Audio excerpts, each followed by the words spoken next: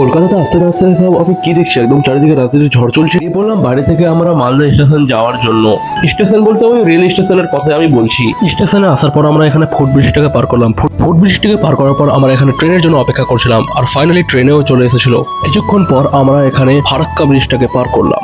ট্রেনের মধ্যে 6 ঘন্টা সময় কাটানোর পর আমরা চলে আসলাম হাওড়া স্টেশনে। হ্যাঁ, আপনারা ঠিকই ভেবেছেন, আমরা যাচ্ছিলাম কলকাতাতে। আর এখানে কলকাতার মধ্যে আমরা ক্যাব বুক করে আমরা যাচ্ছিলাম কালীঘাটের দিকে। তারপর আমরা চলে আসলাম লেক মলের সামনে। তারপর আসলাম আমরা একটা হোটেলে রিসেপশনে, এবং সেই রিসেপশনের মধ্যে আমরা একটা রুম বুক করলাম। আর রুমটা আপনারা তো দেখতেই পাচ্ছেন, রুমটা আমরা বুক করেছিলাম মাত্র একদিনের জন্য। দাম হিসাবে হোটেলটিকে আমাকে অ্যাভারেজ মনে হলো।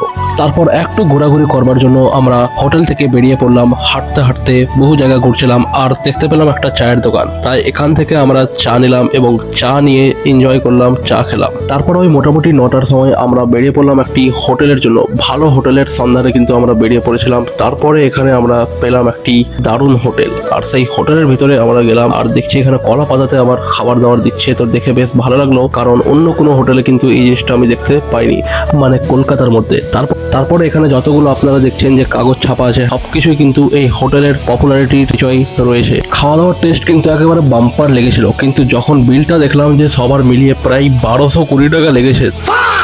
1220 টাকাও ঠিক আছে, কিন্তু যখন আবার গেলাম আলাদা কোনো হোটেলে খেতে, তখন সেখানে বিল পড়লো 2373 টাকা। খাওয়া দাওয়ার পরে আমরা চলে আসলাম হোটেলটির মধ্যে। আর হোটেলটির মধ্যে আসার পর আমরা চলে যাচ্ছিলাম লিফট দিয়ে আমাদের ঘরের দিকে। আজকের ব্লগ ভিডিওটি এই পর্যন্ত। যদি এই ভিডিওটি আপনাদেরকে ভালো লেগে থাকে, তবে সেই ভিডিওটিকে লাইক, শেয়ার এবং ফলো করতে কিন্তু একদম ভুলবেন না।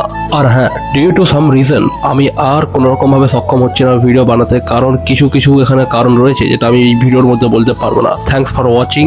আপনারা সবাই ভালো থাকবেন। Take care of your self.